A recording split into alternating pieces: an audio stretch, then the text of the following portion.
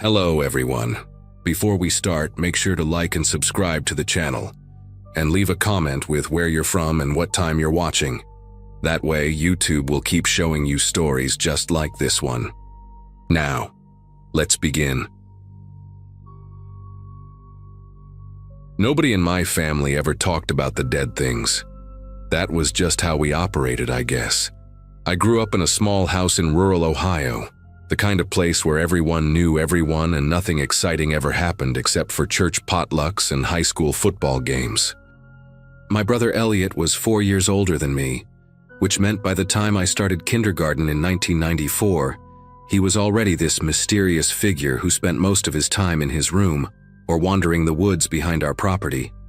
Our parents worked long hours at the manufacturing plant 2 towns over, so Elliot and I were often alone together after school. He was quiet, the kind of quiet that adults always mistook for politeness or shyness. Teachers loved him. Neighbors called him such a nice young man. But even as a little girl, something about the way he watched things made me uncomfortable, though I never had the words to explain why. The first pet that died was my hamster, Peanut. I was 7 years old and had only had him for 3 weeks when I found him stiff in his cage one morning, his tiny body contorted in a way that seemed wrong even to my childish eyes. My mother said he probably had a heart attack, that hamsters were fragile creatures. Elliot stood in my doorway while I cried, his face completely blank, and when our mom left the room, he told me he could help me bury Peanut in the backyard. I remember how carefully he handled the small body, how he seemed almost fascinated by the weight of it in his palm.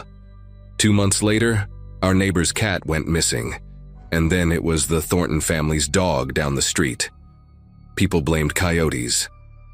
Elliot never said anything about any of it, but I noticed he started spending more time in those woods, coming home with dirt under his fingernails and scratches on his forearms that he claimed came from thorny bushes. By the time I reached middle school, I had learned to keep a mental catalog of strange coincidences. Billy Ashworth broke his arm falling off his bike on a route Elliot had suggested as a shortcut. Megan Pryor got food poisoning at a birthday party where Elliot had helped serve cake.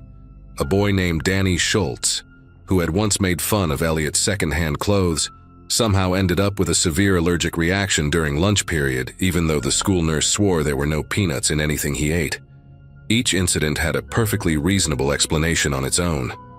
Accidents happen to kids all the time, my mother would say. But I started noticing how Elliot would ask about these people in the days before something happened to them. Casual questions about their schedules, their habits, what they liked to eat. And afterward, he never seemed surprised. He would just nod slowly when our parents discussed the news at dinner, his fork moving methodically across his plate, his eyes fixed somewhere beyond the kitchen window. The summer I turned 14, old Mr. Callahan, who lived at the end of our road, fell down his basement stairs and broke his hip. He died 3 weeks later from complications, and the whole town showed up to his funeral. I remember standing in the back of the church watching Elliot in the front pew with our parents, his head bowed in what everyone probably assumed was grief or respect. But I had seen him coming out of Mr. Callahan's tool shed 2 days before the fall. When I asked him what he was doing there, he just smiled and said he was returning a wrench our dad had borrowed. The thing is, I knew for a fact our dad never borrowed anything from Mr. Callahan because the two of them had been in some petty argument about property lines for years. I never told anyone about that. I was 14 and part of me still wanted to believe my brother was just weird, not dangerous. That was the lie I told myself for a very long time. Elliot moved out when he turned 18. Right after graduating high school with honors. He got a job at some warehouse a few hours away, and our parents acted like he had gone off to conquer the world. I was secretly relieved when he left. The house felt lighter, if that makes any sense.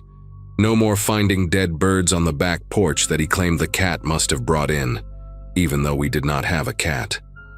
No more waking up at 2 in the morning to the sound of the back door closing and wondering where he had been.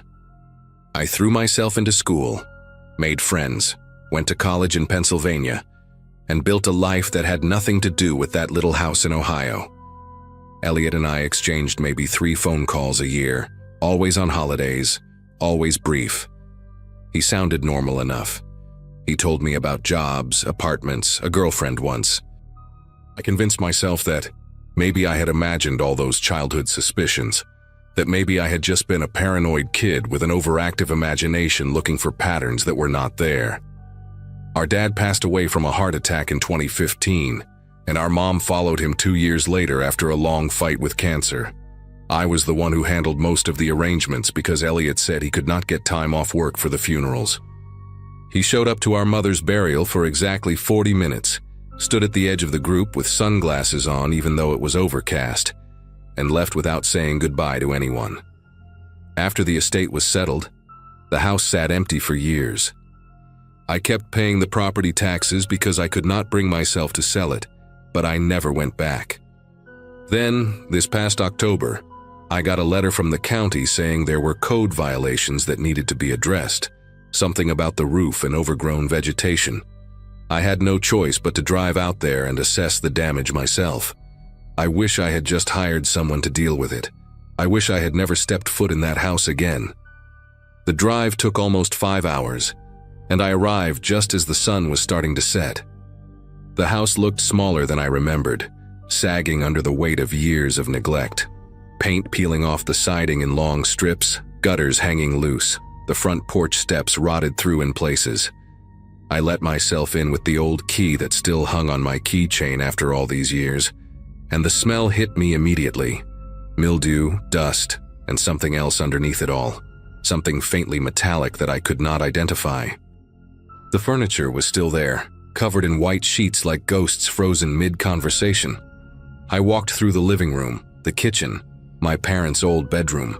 Everything was exactly as they had left it, preserved in a thick layer of grime. But when I climbed the stairs to the second floor and pushed open the door to Elliot's room, I found something I was not expecting. The room had been cleared out completely, except for a single cardboard box sitting in the middle of the floor. It was not dusty like everything else. Someone had been here recently. I should have left right then. Every instinct I had was screaming at me to get back in my car and drive away, to call a realtor and let them handle everything remotely. But I could not stop myself from opening that box. Inside, there were notebooks, dozens of them, the cheap composition kind with the black and white marbled covers. And underneath the notebooks, there were drawings. I pulled out the first one and my breath caught in my throat. It was a detailed sketch of a cat, anatomically precise. But the cat was cut open, its organs labeled in neat handwriting. There were notes in the margins about which incisions caused the most blood loss, which organs could be removed while the animal was still alive. I flipped through more pages and found dogs, birds, squirrels, all documented the same way. Dates were written at the top of each page. The earliest one I found was from 1991, when Elliot would have been only 9 years old. The notebooks were worse. They were organized by year, each one filled with Elliot's handwriting in blue ink that had faded to gray over time. He had documented everything: names, addresses, daily routines, weaknesses. There were pages dedicated to specific people, our neighbors, classmates, even our own parents. He had noted what time our dad left for work, what medications our mom took, which days I had piano lessons.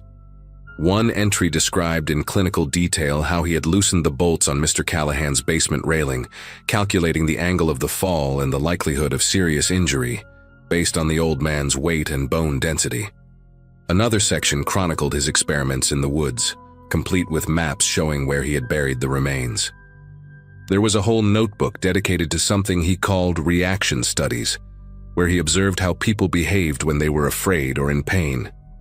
He had been watching all of us, studying us like specimens, and none of us ever knew. I was still sitting on the floor of his room, surrounded by evidence of my brother's secret life, when I heard a car pull into the driveway. My heart nearly stopped. Through the grimy window, I could see a dark sedan parking behind my car, and a man in a gray suit stepping out. For one terrible moment, I thought it was Elliot, that he had somehow known I would be here. But the man who knocked on the front door identified himself as Detective Paul Harmon from the state police. He was looking for information about my brother. A young woman had gone missing from a town about 60 miles from here, a 23-year-old named Brittany Lowe, who had vanished from her apartment 3 weeks ago without a trace. Elliot's name had come up during the investigation. They had found his fingerprints on her mailbox, and a neighbor had seen someone matching his description watching her building on multiple occasions in the weeks before she disappeared. The detective asked me when I had last spoken to my brother, and I realized I could not remember. It had been at least 2 years, maybe longer. I showed Detective Harmon everything I had found. He called in a forensic team that same night, and they spent hours photographing the notebooks, bagging the drawings, searching the woods behind the house with flashlights and cadaver dogs. They found bones out there, animal bones mostly, but also some fragments that would need further testing. The detective sat with me in the kitchen while his team worked, asking me questions about our childhood, about Elliot's behavior, about the accidents I had always suspected but never reported.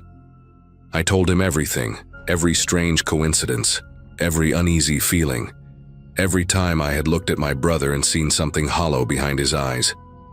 When I finished, Detective Harmon was quiet for a long moment.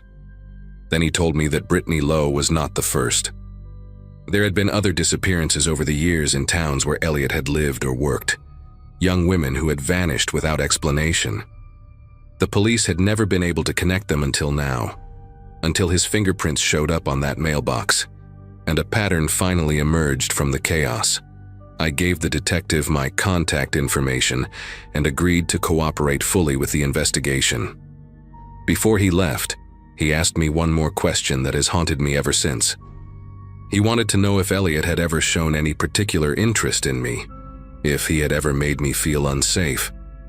I thought about all those years growing up in that house, the way Elliot would sometimes stand in my doorway at night without saying anything, the detailed notes about my piano schedule in his notebooks, and I realized something that made my entire body go cold. In all those pages, all those observations about neighbors and classmates and strangers, there was one person he had documented more thoroughly than anyone else. Me. My habits, my friends, my fears, the route I took to school, the window I always left cracked open at night because I liked the fresh air. The last entry about me was dated just 6 months ago, long after I had moved away, long after I thought I had escaped. He had written my current address in Pennsylvania, the name of the coffee shop where I stop every morning, and a single sentence at the bottom of the page. She always knew. She will have to be dealt with eventually. That was 3 months ago. I do not live in Pennsylvania anymore. I sold my apartment, quit my job, and moved to a different state where I am staying with a friend whose address is not connected to my name in any way. I changed my phone number, deleted all my social media accounts, and bought a handgun that I keep in my nightstand drawer. Detective Harmon calls me every few weeks to update me on the investigation, but there is not much to report. Elliot has vanished. His last known apartment was cleared out, his bank accounts emptied, his car abandoned in a parking lot near the West Virginia border. They found Brittany Lowe's body in November, buried in a shallow grave about 20 miles from where she lived. The forensic evidence matched what the police found in those woods behind our childhood home. There is now a warrant out for my brother's arrest on multiple counts of murder, but nobody knows where he is. He could be anywhere. He could be watching someone else right now, taking notes, learning their routines, waiting for the right moment. I am sharing this because I need people to understand something. The monsters we fear are not hiding under our beds or lurking in abandoned buildings. They sit across from us at dinner tables. They attend our birthday parties and our funerals. They smile at us and ask about our day, and nobody ever suspects because they have spent their whole lives learning how to seem normal. If you have a feeling about someone, a persistent unease that you cannot explain, do not ignore it. Do not convince yourself that you are being paranoid or unfair. I spent my entire childhood watching my brother hurt things and people, and I never said a word because I wanted to believe I was wrong. I will carry that guilt for the rest of my life. Elliot is still out there somewhere, and I know he has not forgotten about me. Every time I hear a noise at night, every time I notice a car parked too long on my street, every time I feel like someone is watching me, I wonder if today is the day he finally comes to finish what he started. I do not know how this story ends. I just know that I refuse to be another name in one of his notebooks.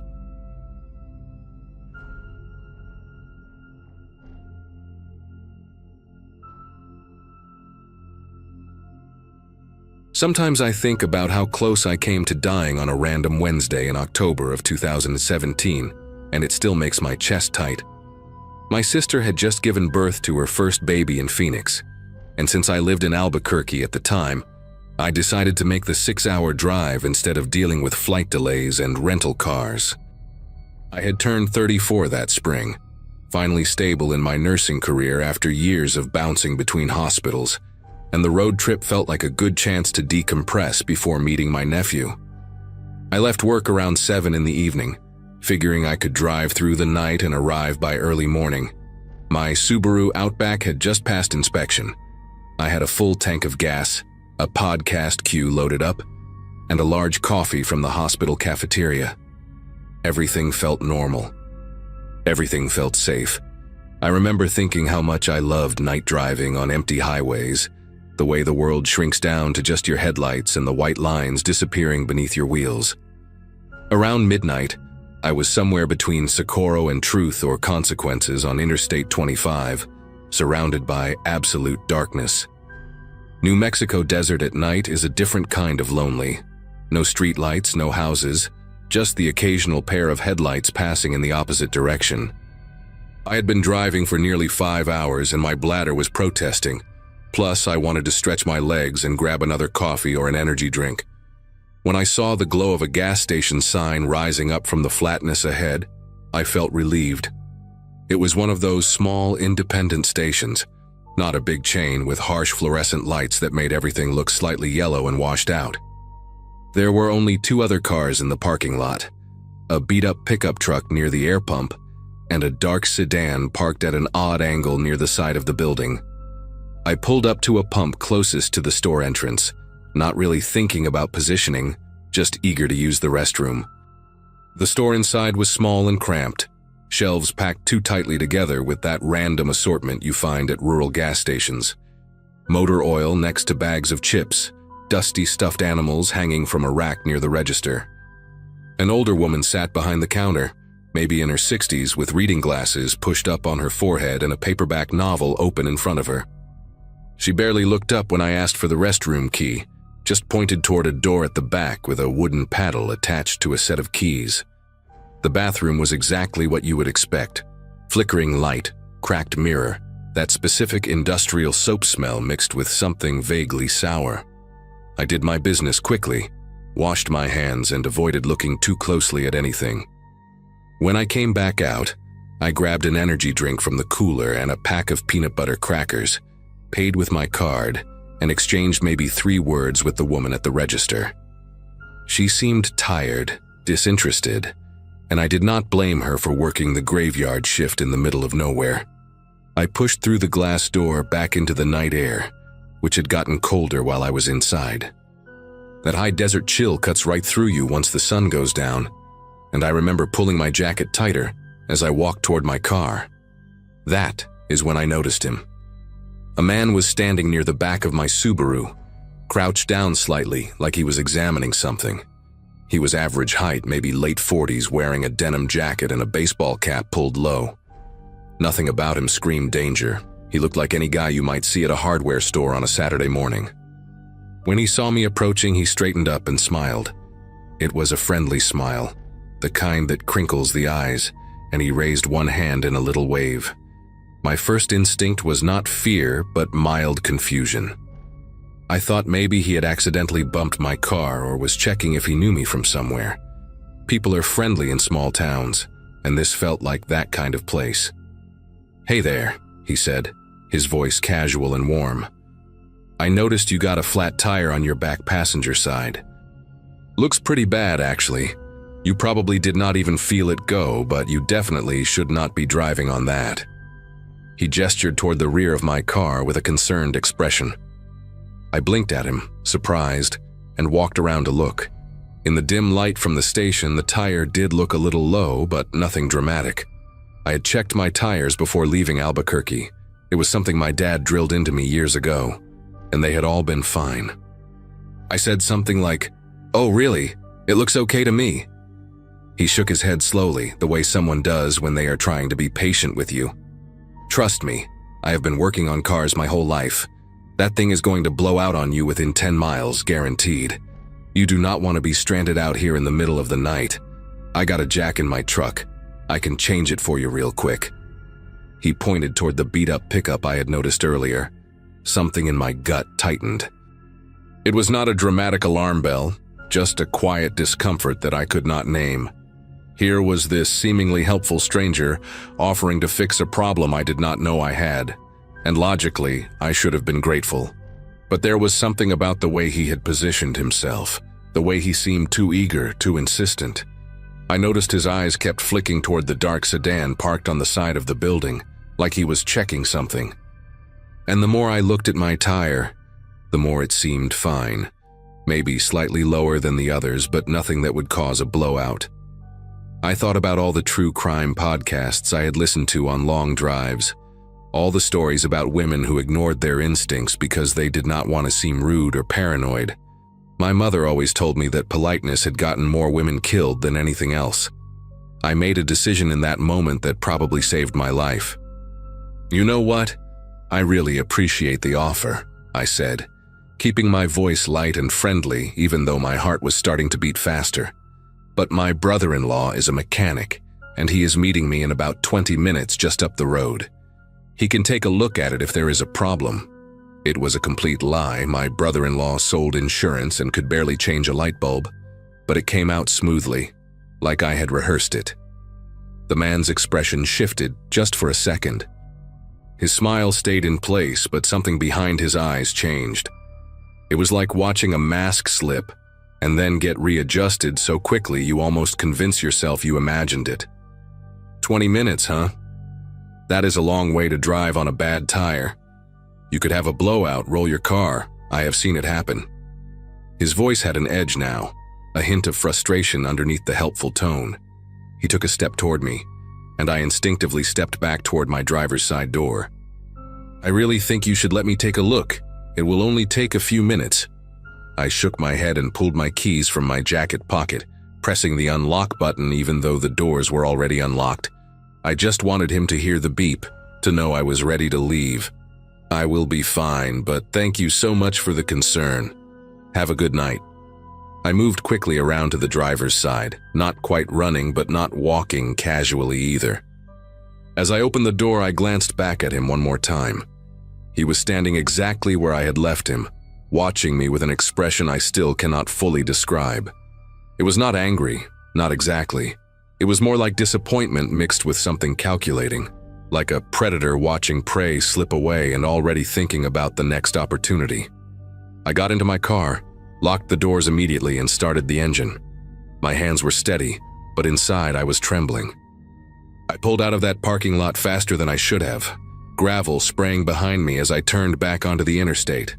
In my rearview mirror, I saw him still standing there under the fluorescent lights, getting smaller and smaller until the darkness swallowed him completely.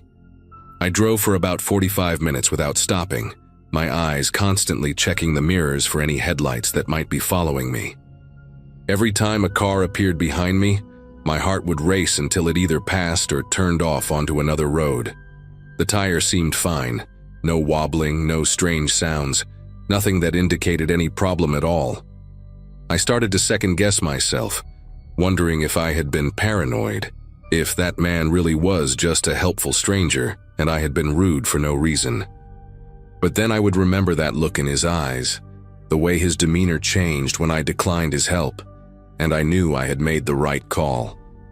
When I finally reached Las Cruces around 1:30 in the morning, I pulled into a well-lit truck stop that was busy with travelers and long-haul drivers. I parked under a bright light near the entrance and just sat there for a few minutes, letting my breathing slow down. I thought about calling my sister, but I did not want to worry her when she had just given birth. I thought about calling the police, but what would I even say? A man offered to help me with my tire and I said no. I checked into a motel in Las Cruces instead of continuing to Phoenix. I was too shaken to keep driving, and the exhaustion had caught up with me in a way that felt dangerous. The room was basic but clean, and I triple-checked the lock on the door before collapsing onto the bed fully clothed. Sleep came in fits and starts, interrupted by dreams I cannot remember but that left me waking up with my heart pounding. When morning finally came, pale light filtering through the cheap curtains, I felt ridiculous. In the daylight, the whole encounter seemed less sinister. I convinced myself that I had overreacted, that he was probably just some lonely guy who wanted to feel useful, and I had been rude to him for no real reason. I took a shower, grabbed breakfast at a diner attached to the motel, and checked my phone while I ate. That is when I saw the news alert that changed everything. A man had been arrested at a gas station on Interstate 25, just south of Socorro. The article said he was wanted in connection with the disappearances of at least 4 women over the past 3 years, all of them traveling alone on remote highways in New Mexico and Arizona. His method was always the same. He would puncture their tires while they were inside paying or using the restroom, then approach them as a helpful stranger, offering to fix the problem. The women who accepted his help were never seen alive again. Police had found remains on a property he owned about 60 miles from the interstate, buried in shallow graves in the desert. His name was printed in the article, but I do not remember it now. My brain just refused to hold on to it. What I do remember is the photo they included. It was a mugshot, his face lit by harsh institutional lighting, and even though he was not smiling anymore, I recognized him instantly. The denim jacket, the shape of his jaw, the way his eyes looked flat and empty without that friendly mask he wore. It was him. It was the man from the gas station. I dropped my phone onto the table and had to grip the edge to keep myself upright. The waitress asked if I was okay, and I could not even answer her. I just sat there, staring at nothing, trying to process the fact that I had been standing 3 feet away from a serial killer less than 12 hours ago. He had touched my car. He had looked me in the eyes and smiled. The article said he was arrested around 4 in the morning, which meant he was still at that gas station for hours after I left, probably waiting for another woman to pull in alone. I thought about the dark sedan parked on the side of the building and wondered if there had been someone else in it, if he worked with a partner, if I had been even closer to danger than I realized. I called my sister and told her I would be late, that something had happened and I needed to take care of something first. Then I called the New Mexico State Police.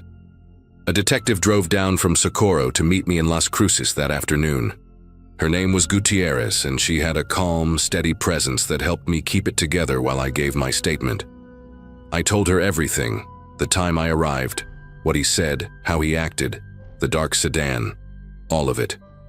She took notes without interrupting, nodding occasionally, and when I finished, she asked if I would consent to having my car examined by their forensic team. I said yes without hesitation.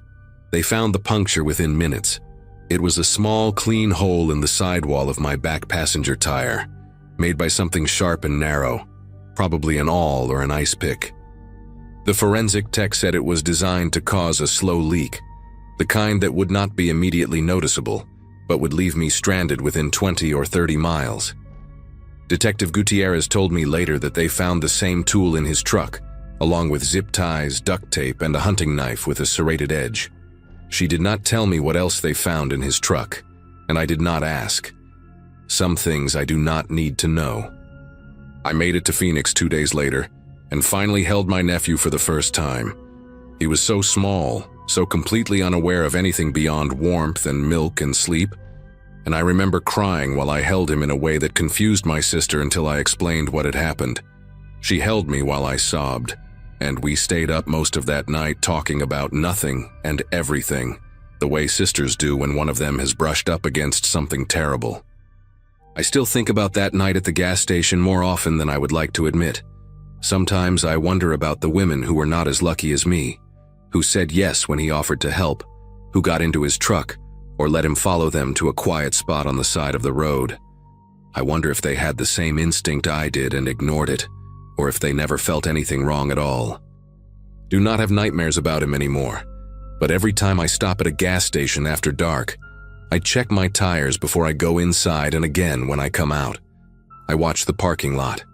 I keep my keys in my hand. And I never ever ignore that quiet voice in my gut that tells me something is not right, even when I cannot explain why. That voice is the only reason I am still here to tell this story.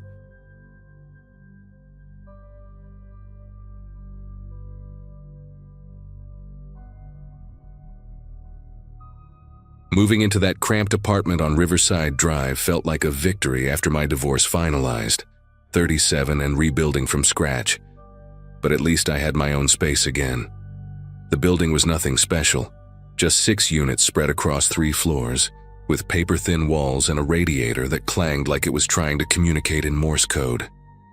Most tenants kept to themselves, which suited me fine since I was pulling double shifts at the warehouse and barely had energy for small talk anyway. The only person I really knew was Mrs. Paulson from downstairs, who left homemade cookies outside my door every Sunday and always asked if I was eating enough. The unit directly across from mine, 3B, had been occupied since before I moved in. But in 4 months, I'd only glimpsed the tenant twice, both times around 3 in the morning when I was stumbling to the bathroom and caught him hauling black garbage bags down the hallway. Those bags stuck with me in a way I couldn't quite explain, the way he gripped them with both hands, leaning backward like he was dragging something impossibly dense. Normal garbage doesn't make a person's neck veins bulge like that, doesn't require shuffling sideways down the corridor to manage the weight. The first time I saw him, a tall guy with thinning hair and shoulders that seemed too broad for his narrow frame, I figured maybe he was disposing of old books or dumping cat litter from multiple boxes all at once. The second time, about 3 weeks later, same scenario. Dead of night, same type of bags, same labored movements, except this time there was a wet sound as he dragged them past my door, like something inside had leaked and was creating suction against the plastic. He must have noticed my door was cracked because he stopped, turned his head just enough that I could see his profile in the dim hallway light, and stood there for maybe 10 seconds before continuing toward the stairwell. Everything changed on a Thursday night in early October, when I got home from my shift and found the hallway reeking of bleach mixed with something else, something metallic and wrong that made my sinuses burn. The smell was coming from the ventilation grate between our doors, so strong it made my eyes water as I fumbled with my keys. I could hear sounds from inside 3B, a rhythmic scraping, like someone was dragging furniture across the floor in the same pattern over and over, accompanied by the occasional thud of something heavy dropping.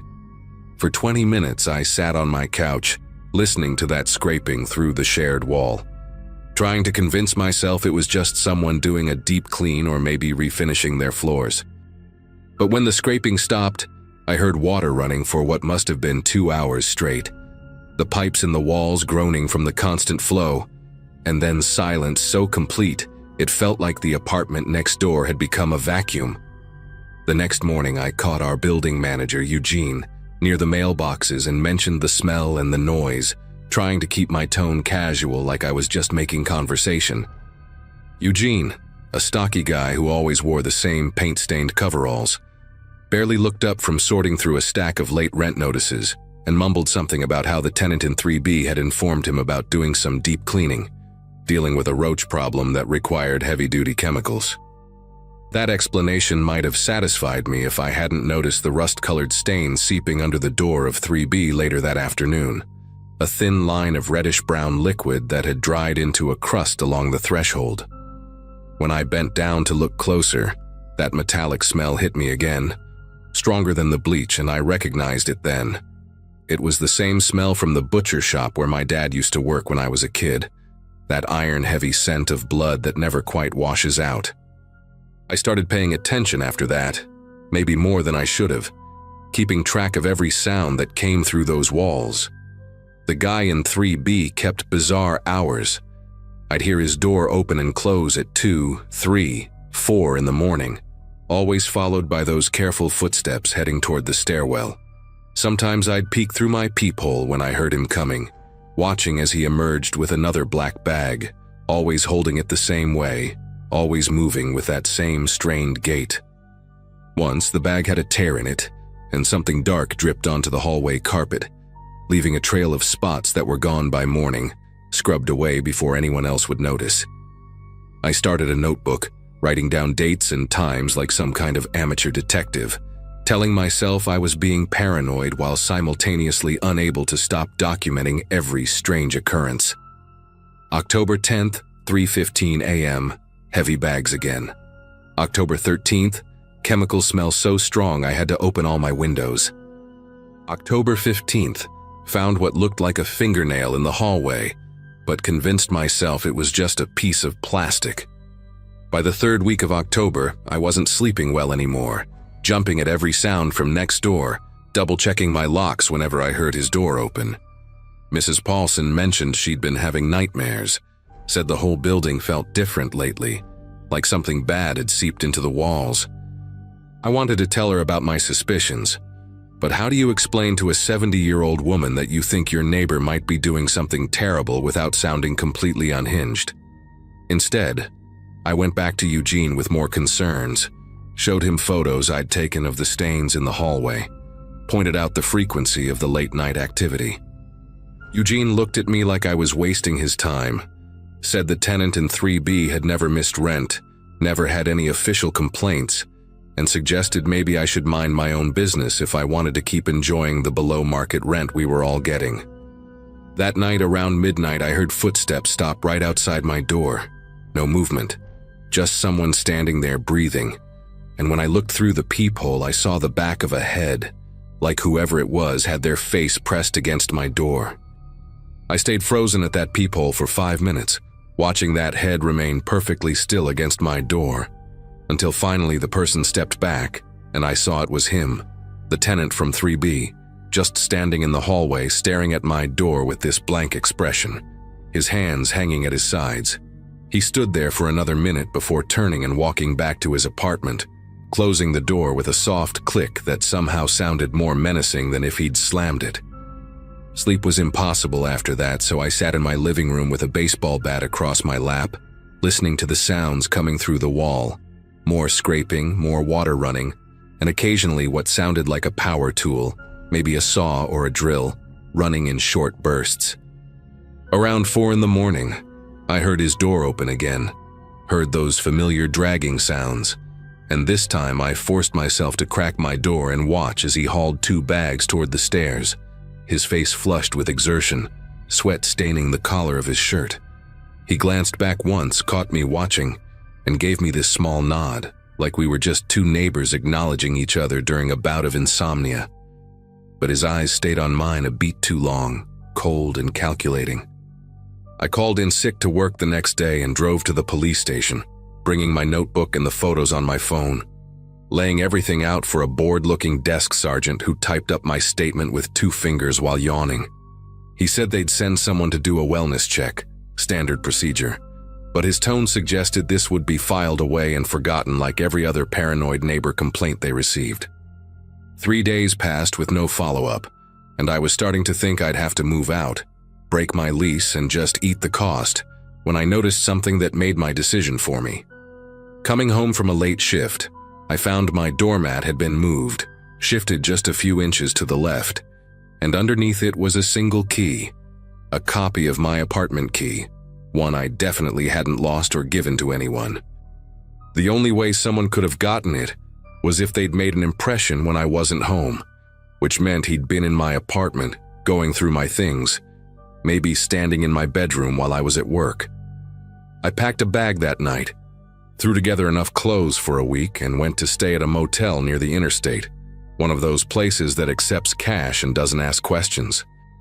For 2 weeks, I lived out of that dingy room, only returning to the apartment building during daylight hours to grab mail and more clothes, always checking the hallway before stepping out of the stairwell.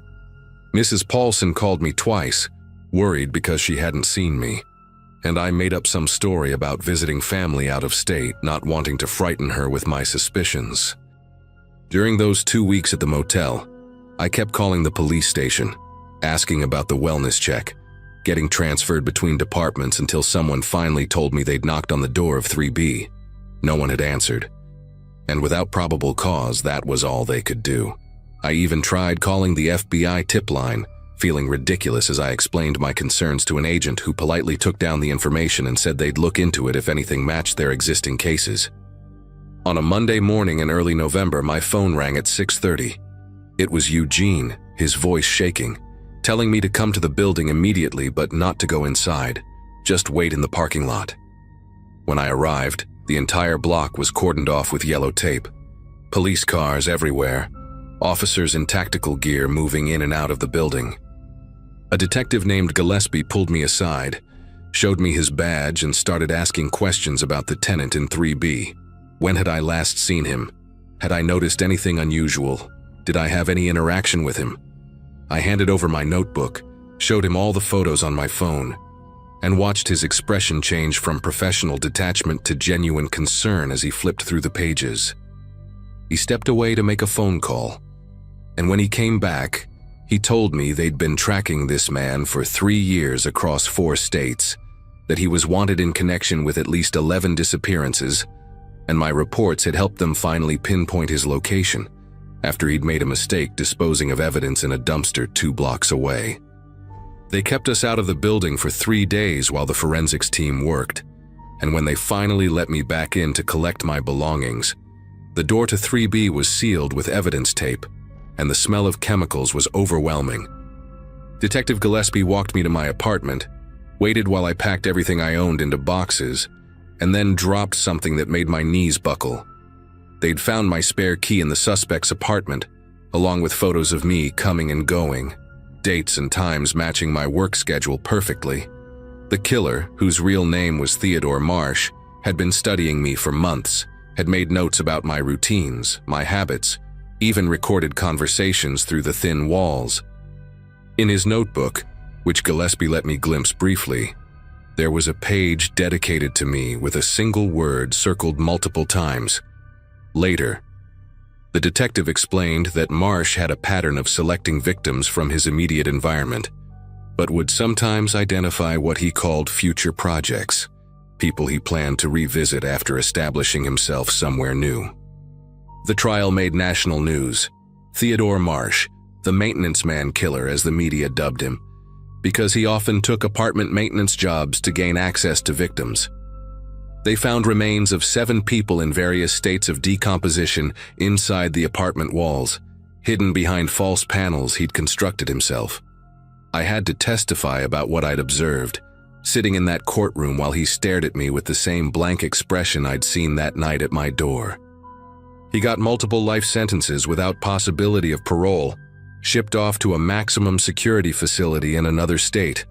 I never went back to that apartment building, couldn't even drive down that street for years afterward. Eugene sent me a check for my security deposit with a note apologizing for not taking my concerns seriously. Mrs. Paulson moved in with her daughter in Phoenix. The building was eventually demolished, turned into a parking lot for a new grocery store. Sometimes I drive by that parking lot, and I think about how close I came to being one of those remains in the walls, just another missing person case that might never have been solved if I hadn't trusted my instincts and gotten out when I did.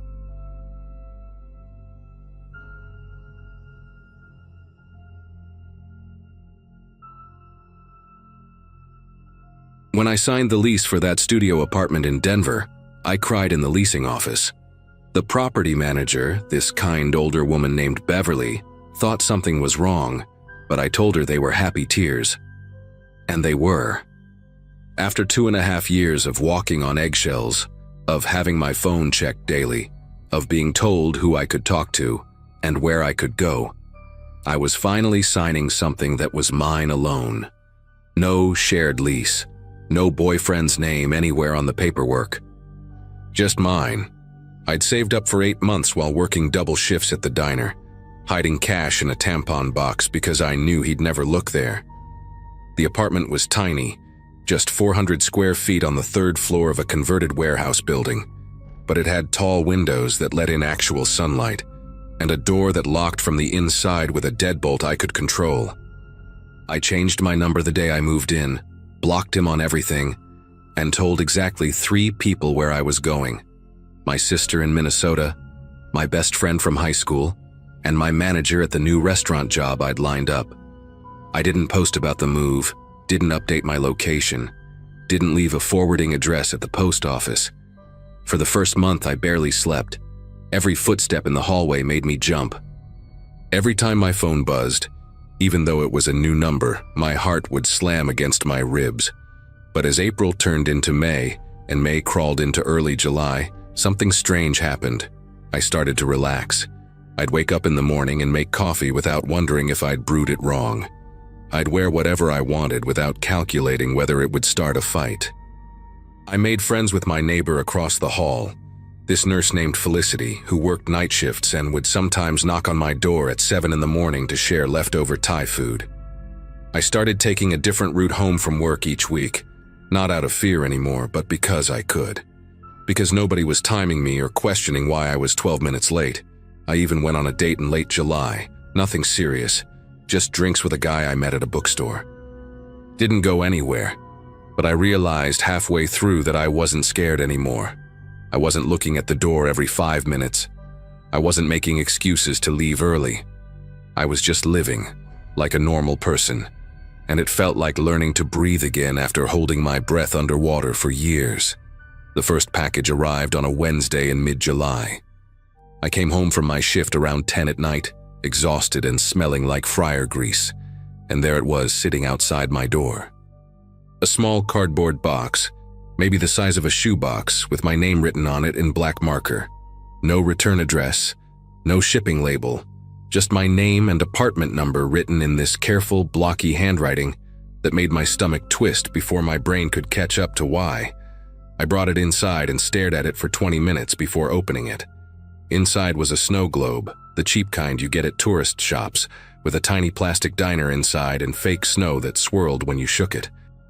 We'd bought one exactly like it on a road trip to Colorado Springs 2 years earlier, back when I still thought his jealousy was just him caring too much.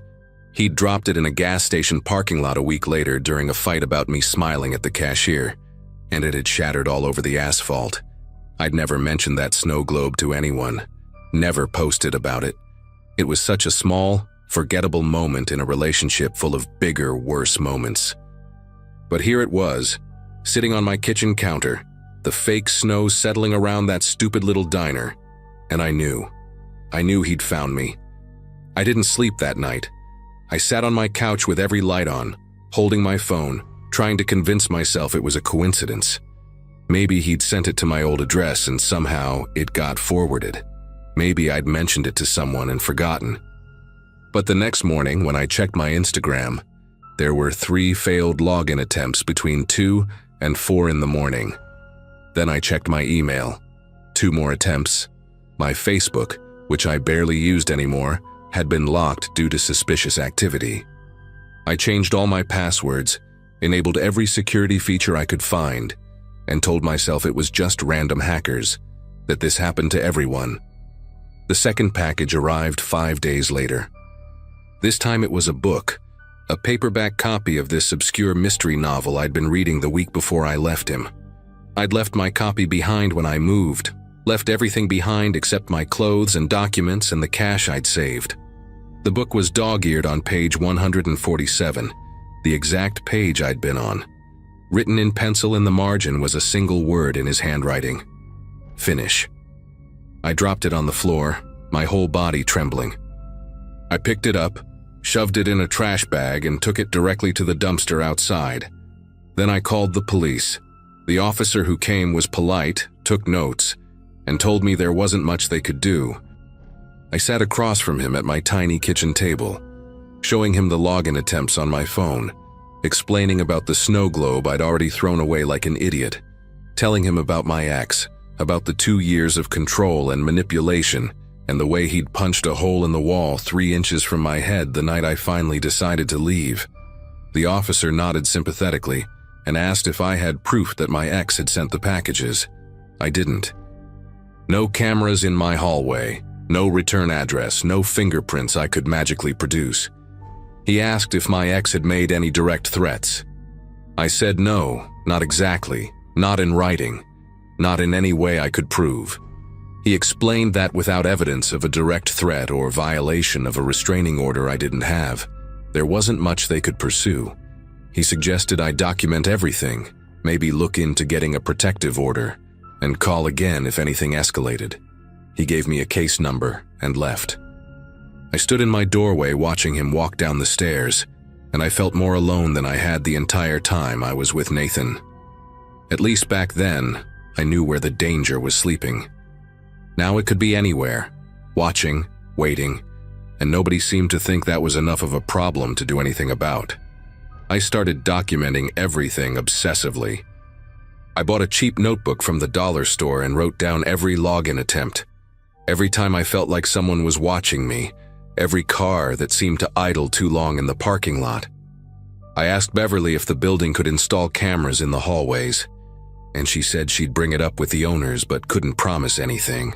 Felicity noticed something was wrong, and when I finally told her the short version, she started walking me to my car after her night shifts ended.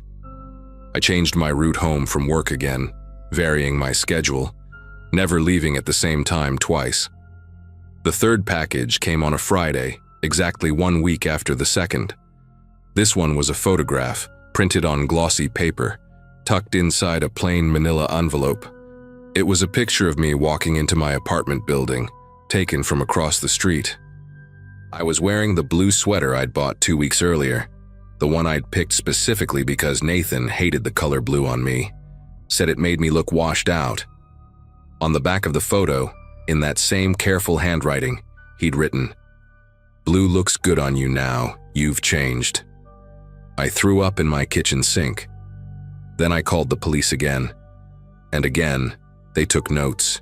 And again, nothing happened. The weeks that followed were a blur of paranoia and exhaustion. I stopped sleeping more than 3 or 4 hours a night, always jerking awake at the smallest sound. I started noticing things that might have been nothing, or might have been everything. A man in a baseball cap browsing the same aisle as me at the grocery store 2 days in a row. A silver sedan parked in the lot behind my building that I didn't recognize. My mail arriving already opened, then resealed with tape that didn't match the postal services. I reported everything, built a file so thick it could have been a novel, and still the answer was always the same. Without direct contact, without an explicit threat, without him physically touching me, there was nothing they could do.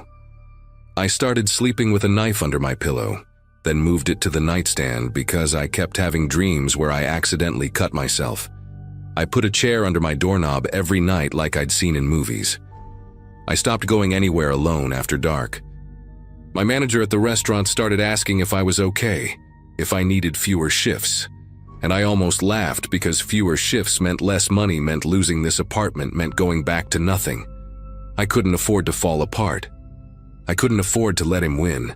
But every morning I woke up feeling like I'd already lost something I couldn't name. Then came the Monday that changed everything. I got home from a double shift around 11 at night, bone-tired and thinking about nothing except taking a shower and collapsing into bed. The hallway was quiet, most of my neighbors already asleep, and I almost didn't notice it at first.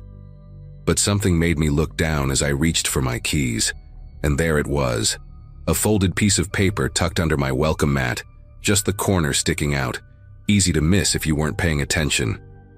I pulled it out with numb fingers and unfolded it right there in the hallway, too exhausted to be careful, too worn down to take it inside first. The handwriting was his. I'd seen it 1,000 times on grocery lists, on passive-aggressive notes left on the fridge, on the card he'd given me for our first anniversary that I'd stupidly kept for months.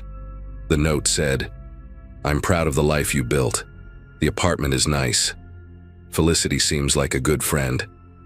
I chose a good place for you to start over." I read it 3 times before the words actually registered. He knew about Felicity. He knew her name. He'd been close enough to learn the name of my neighbor, which meant he'd been close enough to hear us talking, or to read her name off her mailbox, or to watch us walking together to the parking lot at dawn. I ran inside, locked every lock, shoved the chair under the door, and sat on the floor with my back against the wall, clutching my phone, unable to move for what felt like hours. The next morning, I went straight to Beverly's office before my shift. I must have looked insane, dark circles under my eyes, still wearing yesterday's clothes, clutching that note in a plastic bag like it was evidence in a crime show. I told her everything, every detail I'd been too embarrassed or too scared to share before. She listened without interrupting, and when I finished, she picked up her phone and called the building's owner directly. Within 2 hours, I was sitting in a small security office in the basement I hadn't even known existed, watching footage from the parking garage cameras with Beverly and a guy named Jerome, who handled maintenance and apparently also monitored the limited security system. We started with footage from the night before, around the time I would have gotten home, and worked backward. It took almost 40 minutes of scrubbing through grainy black and white footage before Jerome suddenly leaned forward and said, "Wait, go back." Beverly rewound the tape, and there he was. Nathan walking calmly through the parking garage at 6 in the morning 3 days earlier, wearing a maintenance uniform I didn't recognize. He had a key card. He swiped it like he belonged there, like he'd done it 100 times before, and the door to the stairwell clicked open without hesitation. My throat closed up so tight I couldn't breathe. Beverly asked me if I was sure it was him, and I couldn't even answer. Just nodded because I would recognize the way he walked in my sleep, that confident stride he used when he thought he was getting away with something. Jerome pulled up the tenant registry while Beverly kept rewinding through older footage. It didn't take long to find what we were looking for. 6 weeks earlier, almost exactly 2 weeks after I'd moved in, someone named Neil Travers had signed a lease for a studio apartment on the first floor.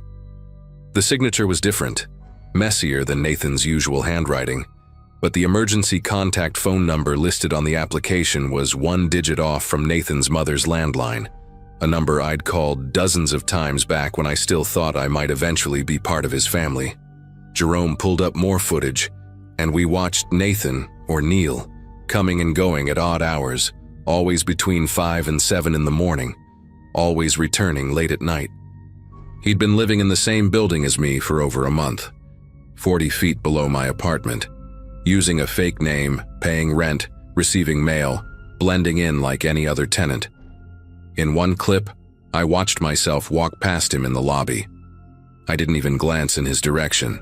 He was wearing sunglasses and a baseball cap, and I was looking at my phone, completely unaware that the person I'd spent 8 months hiding from was standing close enough to touch me. Beverly's hand found mine and squeezed, and I realized I was crying. These awful silent tears streaming down my face while I watched myself almost die without knowing it. This time, when I called the police, I had evidence. I had footage of him entering the building with a stolen keycard. I had a lease application with a fake name and a traceable phone number. I had 6 weeks of recorded comings and goings that matched the timeline of every package, every login attempt, every moment I'd felt watched. 2 officers came within the hour, and Beverly handed over copies of everything. They ran the name Neil Travers and found nothing, which was enough to justify a welfare check on the apartment. I waited upstairs with Felicity, who'd called in sick to work the moment I told her what was happening, holding my hand so tight her knuckles went white. The knock on his door came at 2 in the afternoon. I know because I was watching the clock, counting every second, convinced he'd somehow slipped away, that he'd seen the police coming and vanished like smoke. But he hadn't. He opened the door in sweatpants and a t-shirt, looking confused, looking innocent, and the officers asked him to confirm his identity. According to the report I read later, he kept up the act for almost 15 minutes before they showed him the footage of me walking past him in the lobby. Something in his face shifted then, they said. He stopped pretending and started explaining. He told them he just wanted to make sure I was safe, that he loved me too much to let me disappear, that he'd been waiting for the right moment to talk to me, to fix what I'd broken when I left without saying goodbye. They found a notebook in his apartment filled with my schedule, my shifts at the restaurant, the times Felicity and I went for coffee, the license plate of the car I'd bought used 3 weeks after moving. He'd been building a complete map of my life, waiting for the moment I'd be alone long enough for him to approach me. The arresting officer told me later that in his 20 years on the job, He'd never seen documentation that thorough. Nathan was charged with stalking, identity fraud, and criminal trespassing. The trial took 8 months, and I had to testify twice, had to sit in a courtroom and look at him while lawyers picked apart every detail of our relationship. He got 4 years, which his attorney tried to reduce to 2 with good behavior. But the judge saw the notebook and the footage and the pattern, and she gave him the maximum sentence allowed under Colorado law. I moved out of that apartment 3 days after his arrest, stayed with my sister in Minnesota until the trial was over, then relocated somewhere I'm not going to name because I've learned the hard way that safety isn't something you can take for granted. It's been almost 2 years now, and I still check the locks 3 times before bed. I still vary my route home. I still feel my heart jump when I see a silver sedan or a man in a baseball cap. But I also sleep through the night most weeks. I have a job I like and friends who know my real name, and a small apartment with a security system I paid for myself. Sometimes I think about that note he left under my welcome mat, about him saying he chose a good place for me to start over. He didn't choose anything for me. I chose it. I chose to leave. I chose to rebuild. And when he tried to take that from me, I chose to fight back. That's the part I hold on to when the fear creeps in. He's in a cell somewhere, and I'm here, free. Writing this down so that maybe someone else who's going through something similar knows that the system doesn't always fail you. Sometimes, if you document everything and don't give up, you get to be the one who walks away.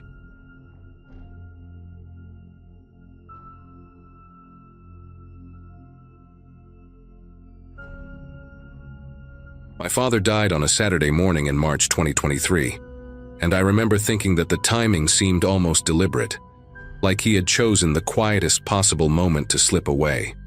He was 74 years old, had been fighting lung cancer for almost 2 years, and the hospice nurse told us he went peacefully in his sleep at the house in rural Montana, where he had lived for the past 4 decades.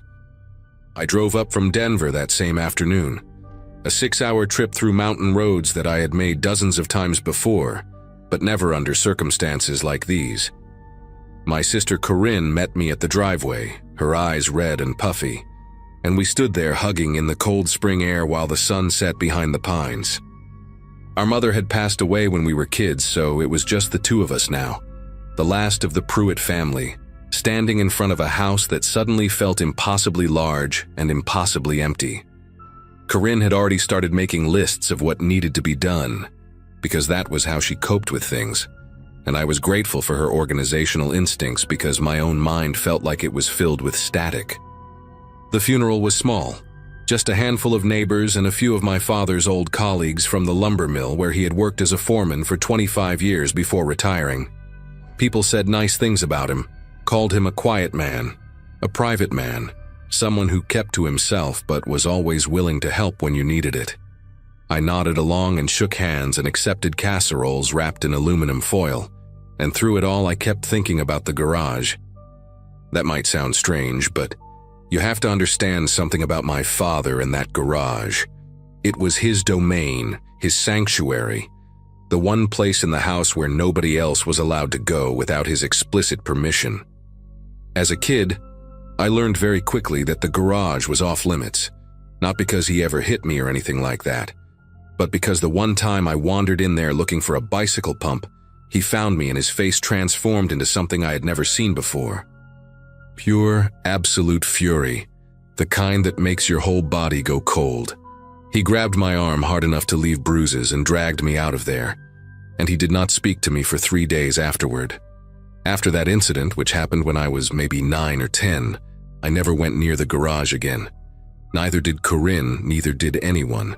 My father kept a heavy padlock on the side door and another on the main garage door, and he carried the keys on a chain attached to his belt at all times. When I got older and started asking questions, he would just stare at me with those pale gray eyes of his and say, it was none of my business, that a man was entitled to his privacy, that some things were not meant to be shared. I assumed he was building something in there, maybe a boat or some kind of woodworking project, something he wanted to keep secret until it was finished. That was the story I told myself anyway, The explanation that let me sleep at night and not think too hard about why my own father treated one room of his house like it contained nuclear launch codes. Corinne had her own theory, which was that he was hoarding money in there, cash he did not want the government to know about. We even joked about it sometimes, called it Fort Knox, laughed nervously whenever the subject came up. But now he was gone, and someone had to deal with the property. Corinne had a husband and 2 kids back in Seattle, a job she could not take more than a week off from, so the task of cleaning out the house fell mostly to me. I worked remotely as a software developer, which meant I could set up my laptop anywhere with decent Wi-Fi and keep billing hours while I sorted through 40 years of accumulated belongings.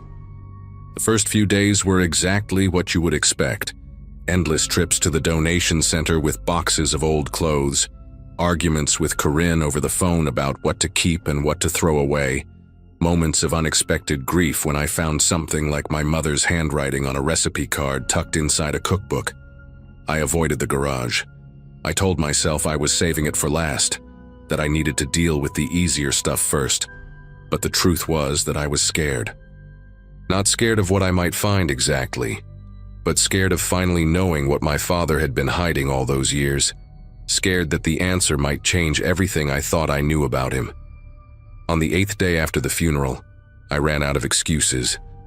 The house was mostly empty, the paperwork was sorted, and the only thing left was the garage and whatever waited inside. I found the keys in a small wooden box on my father's nightstand, right where the hospice nurse said they would be. There were 3 of them on a tarnished brass ring, each one worn smooth from decades of use. My hands felt numb as I walked across the backyard toward the side door, the spring mud sucking at my boots with every step. The garage was a separate structure from the main house, a concrete block building with no windows and a roof covered in green moss. Looked like a bunker, like something designed to keep people out. And standing in front of it, I understood for the first time just how much effort my father had put into making sure nobody ever saw what was inside. I fitted the first key into the padlock, turned it, and heard the mechanism click open with a sound that seemed much too loud in the quiet afternoon air. The smell hit me before I even got the door fully open, a thick, musty odor of dust and old paper, and something else underneath, something faintly metallic that I could not quite identify. I fumbled for a light switch along the interior wall and found one, a single bare bulb that flickered twice before casting a weak yellow glow across the space. The garage was smaller than I remembered, maybe 20 feet by 15, with concrete floors and walls lined with metal shelving units. Most of the shelves held exactly what you would expect in a garage: old paint cans and rusted tools and boxes of nails and screws. But against the far wall, directly opposite the door, stood a tall metal cabinet with a padlock of its own. It was industrial looking, the kind of thing you might see in a high school locker room, painted a dull gray that had chipped in places to reveal darker gray underneath. I knew immediately that this was what my father had been protecting all along. Not the garage itself, but whatever was locked inside that cabinet. The second key on the ring fit the padlock perfectly, and when I pulled the doors open, the hinges screamed like they had not moved in years. The first thing I saw was the jewelry: rings, necklaces, bracelets, earrings, all of them tangled together in a shallow cardboard box on the top shelf. Some of the pieces looked expensive, gold and silver with gemstones that caught the light, while others were cheap costume stuff, the kind you might buy at a drugstore. None of it belonged to my mother. I knew that immediately because my mother had never owned much jewelry, and what little she had, Corinne and I had divided between us after she died. Below the jewelry box there was a stack of wallets, maybe 15 or 20 of them, all different styles and colors and states of wear. I picked one up with trembling fingers and opened it to find a California driver's license belonging to a woman named Denise Hartley, born in 1961, with an address in Sacramento. The photo showed a thin blonde woman with tired eyes and a smile that did not quite reach them. I picked up another wallet and found a license for a man named Theodore Baines from Portland, Oregon. Another one belonged to someone named Yolanda Fitch from Boise, Idaho. Every single wallet contained an ID, and every single ID belonged to someone I had never heard of. Someone with no connection to my family or my father's life as far as I knew. My legs gave out and I sat down hard on the cold concrete floor, still holding one of the wallets in my hand. I stayed there for a long time, maybe 5 minutes, maybe 20, just staring at the open cabinet and trying to make sense of what I was seeing. There had to be an explanation, I kept telling myself. Maybe my father collected lost wallets. Maybe he found them on the road during his business trips and always meant to mail them back, but never got around to it. But even as I formed that thought, I knew it was ridiculous. Knew it the way you know something in your bones before your brain catches up. Because underneath the wallets there were other things. Things that made the innocent explanation impossible.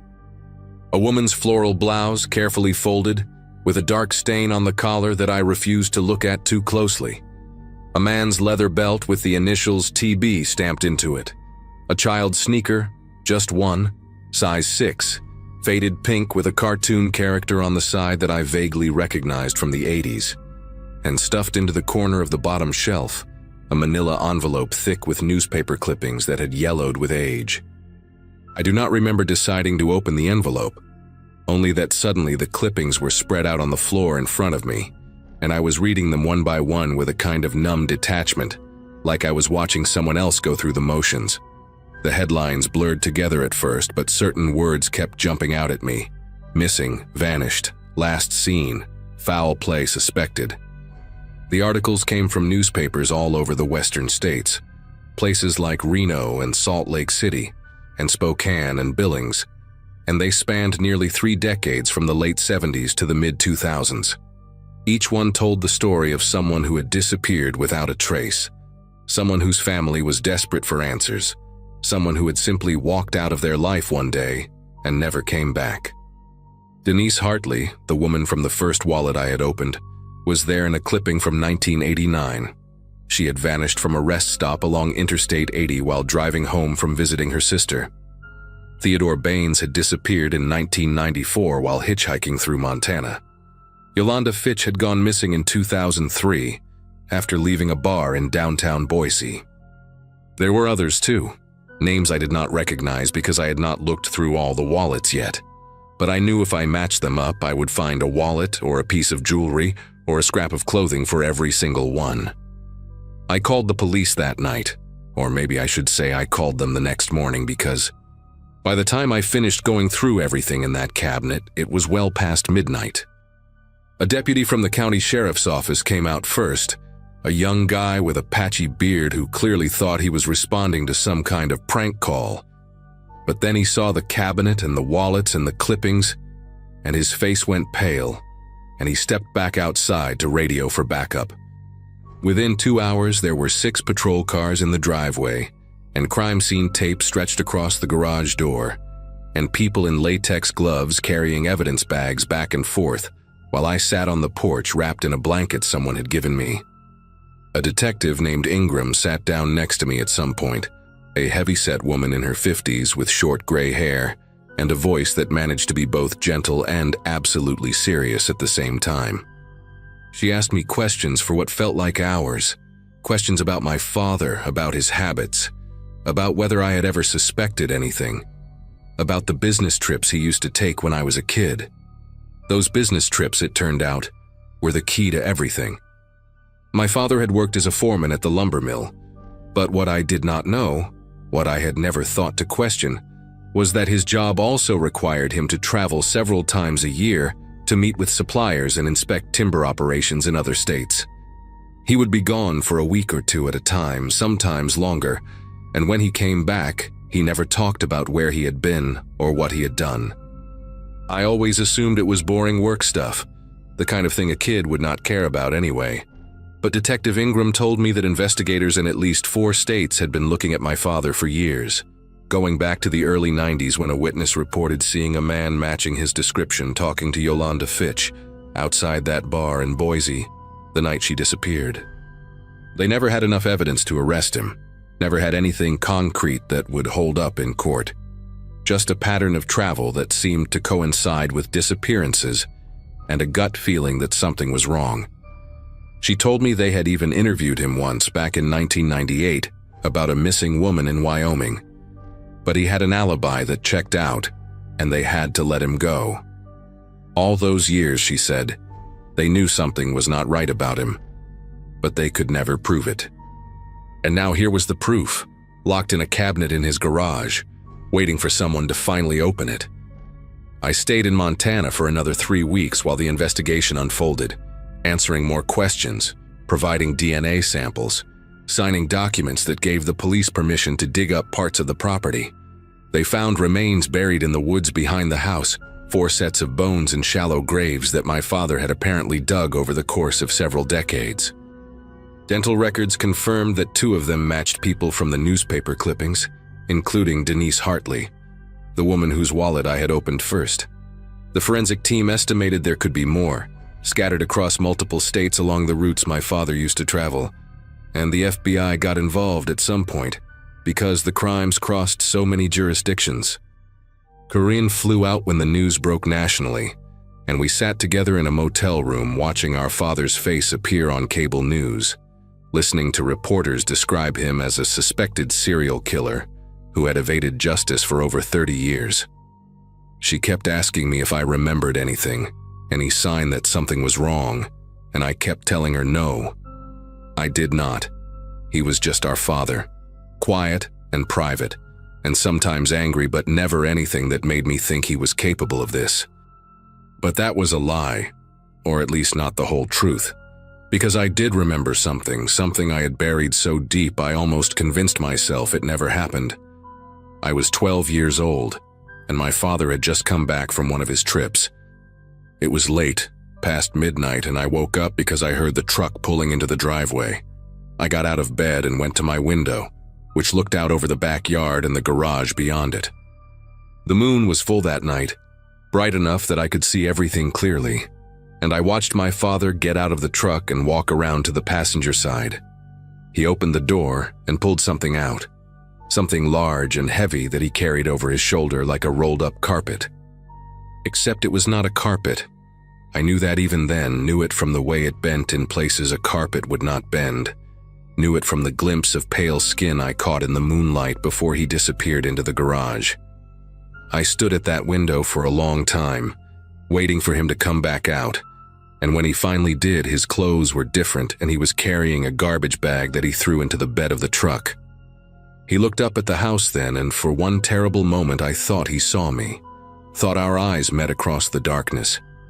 But he just stood there for a few seconds and then went inside. And the next morning at breakfast, he was the same as always, quiet and distant and completely unreadable. I never told anyone what I saw. I was 12 years old and I did not have the words for it, did not have the framework to understand what it meant. So I did what children do when reality becomes too frightening to accept. I convinced myself it was a dream, a nightmare, something my imagination had invented. And eventually, I believed it. I live in Denver now, same apartment I had before any of this happened, same job, same routine. The house in Montana was seized as part of the investigation, and I do not know what will happen to it, do not really care. Corinne and I talk on the phone every few weeks, but there is a distance between us now that was not there before, a shared trauma that neither of us knows how to process. The FBI identified 11 victims in total, spanning from 1978 to 2006, though they suspect there may be others they will never find. My father, they told me, fit a specific profile, someone who targeted vulnerable people, drifters and hitchhikers and runaways, people whose disappearances would not make headlines, people who nobody would look too hard for. He was patient and careful and methodical, and if he had not kept those souvenirs in his cabinet, if he had not held on to the proof of what he had done, he would have died as nothing more than a quiet old man who kept to himself. Sometimes I wonder why he saved those things, whether it was arrogance or compulsion, or some twisted need to remember. Sometimes I wonder if he wanted to be caught, if leaving those keys on his nightstand was his final confession. But mostly I try not to wonder about anything at all. I go to work and I come home, and I do not think about the man who raised me, the man who taught me to ride a bike and helped me with my homework and sat across from me at the dinner table for 18 years while carrying secrets that would have destroyed everything if I had known. He was my father. He was also a monster, and I have to live with both of those truths for the rest of my life.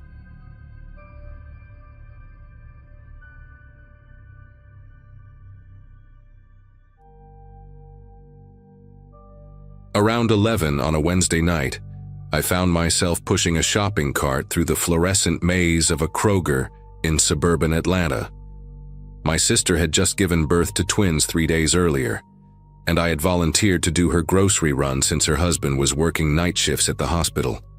At 26, fresh off a breakup that left me crashing on my parents' couch, I figured helping out was the least I could do to feel useful. The store was practically deserted at that hour.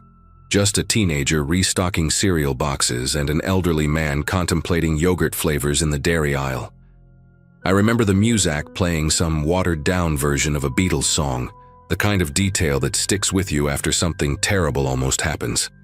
My cart squeaked with every rotation of its front left wheel, this rhythmic complaint that echoed through empty aisles. I grabbed everything on the list: diapers, formula, those specific crackers my sister craved during pregnancy and apparently still wanted. The whole trip took maybe 40 minutes, and I was thinking about nothing more significant than whether I should grab myself a bag of chips for the drive home. The parking lot sprawled out in front of the store like a concrete ocean, maybe 200 spaces with only about 15 cars scattered across it. Most of them clustered near the entrance, but I had parked further out near a broken lamppost because it was the only spot I could find when I arrived earlier, and the lot was busier. Now, walking toward my car with 4 plastic bags cutting into my fingers, I noticed how quiet everything had become. The highway noise that usually hummed in the background seemed muted, absorbed by the humid Georgia air. My footsteps sounded impossibly loud against the asphalt, each step a small announcement of my location. I was maybe 30 feet from my car, a silver Camry that my dad had passed down to me after buying himself a truck, when I noticed movement between 2 vehicles about 20 feet to my left. A man stepped out from behind a dark SUV, and even from that distance I could tell he was looking directly at me. He started walking in my direction with this purposeful stride that made my chest tighten. Not running, not casual, but deliberate, like someone who had been waiting. He was probably in his late 40s, wearing a beige jacket that looked too warm for the weather and jeans that seemed brand new, stiff and dark. His hair was thinning on top, combed back in a way that revealed a prominent forehead with deep creases. What struck me most was how normal he looked, not disheveled, not obviously threatening, just an average man you might see anywhere. He raised one hand in a wave as he approached, and his face arranged itself into something resembling friendliness, though his eyes stayed fixed on me with an intensity that the smile never reached. "Hey there," he called out when he was about 15 feet away, still closing the distance. "Sorry to bother you, but I think I know that car." He pointed toward my Camry, and I instinctively looked at it, which meant taking my eyes off him for a second. When I looked back, he had covered another 5 feet. My grip tightened on the plastic bags, the handles digging deeper into my palms. Every instinct told me to keep moving, but something about his tone, conversational, almost neighborly, made me hesitate. "Excuse me?" I said, and I hated how my voice came out smaller than I intended. He stopped about 8 feet away, close enough that I could see the stubble on his chin and a small scar above his left eyebrow, shaped like a crescent moon. "That Camry," he said, nodding toward my car again. "Silver, right? 2012 or 2013? I swear I know that car from somewhere. You live around Decatur?" I shook my head, taking a small step backward. "No, I think you have me confused with someone else." He tilted his head like a dog hearing a strange sound, and that gesture sent a ripple of unease through me. "You sure? Because I could swear I have seen you before. Maybe at the Publix on Memorial Drive, the gas station near the elementary school." Each location he named felt like a probe, a fishing expedition designed to extract information. I realized he was moving again, not toward me directly but angling slightly to my right, positioning himself between me and the most direct path to my car. The bags in my hands suddenly felt like anchors, weighing me down when I needed to be light and fast. "I really need to go," I said, forcing my feet to move.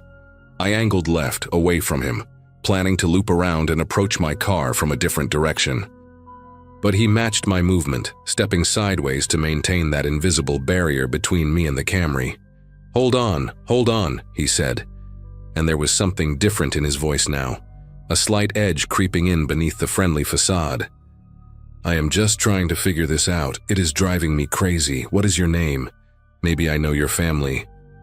My heart was hammering against my ribs, and I became hyper-aware of everything around me. The distant hum of a car on the highway, the flickering of a working lamppost 2 rows over, the complete absence of any other human being within shouting distance. The store entrance seemed impossibly far away, a rectangle of light that might as well have been on another planet. I thought about screaming, but something told me that would escalate things in a way I could not control. Instead, I kept my voice as steady as I could manage and said, "I do not know you. Please leave me alone." His expression shifted then, just slightly, the mask slipping for half a second. I saw something cold underneath, something calculating. "That is not very friendly," he said, and he took another step closer. We were maybe 5 feet apart now. I could smell cigarette smoke clinging to his jacket mixed with something else, a chemical smell, like industrial cleaner. "I'm just being neighborly here, trying to make a connection. You know how rare that is these days. Everyone is so paranoid, so unfriendly." He kept talking, a steady stream of words that felt designed to keep me in place, to make me doubt my own instincts. Maybe he was just lonely. Maybe I was overreacting. Those thoughts flickered through my mind even as every cell in my body screamed at me to run. I glanced to my right and saw a narrow gap between a pickup truck and a minivan, just wide enough for me to squeeze through. Beyond that, there was an open stretch of pavement leading to the store entrance. If I could get through that gap before he could react, I might make it. I shifted my weight onto the balls of my feet, the plastic bags rustling slightly with the movement. He must have seen something change in my posture because his hand shot out and grabbed my wrist before I could take a single step. His grip was tight, fingers digging into the soft skin above my hand, and I felt the shock of contact surge through me like electricity. "Hey now," he said, his voice dropping lower, losing all pretense of friendliness. "Where are you going? We are just talking here. No need to be rude." Up close, I could see his eyes clearly for the first time, pale blue, almost gray, with pupils that seemed too large for the amount of light in the parking lot. There was nothing behind them that I recognized as human warmth. I yanked my arm back, hard, and he released me but moved forward at the same time, hurting me backward until my hip collided with the side mirror of a parked sedan. The impact sent a jolt of pain through my side, and I dropped 2 of the grocery bags. Cans rolled across the asphalt, making hollow sounds as they scattered. "Look what you made me do," I said, the words coming out in a rush, my brain grasping for anything that might normalize this situation, might return us to a world where strangers did not grab you in parking lots. "Just pick them up," he said, gesturing at the fallen groceries. "I will wait." And that was when I understood with absolute clarity what was happening. He wanted me to bend down, to make myself smaller, more vulnerable, to take my eyes off him. The way he stood there, blocking my path to the open lot, angling me further into the canyon formed by parked cars. This was not random. This was practiced. I thought about a true crime podcast I had listened to during my commute. Something about predators choosing locations and timing, about how they test boundaries before escalating. Every interaction so far had been a test. The friendly wave. The questions about where I lived. The grab when I tried to leave. Each one pushing a little further, seeing how I would react. My mind raced through options. I could scream, but the store was so far away, and who knew if anyone would hear. I could fight, but he was bigger than me and I had no idea if he was armed. I could try to run, but he had already shown he was faster than he looked.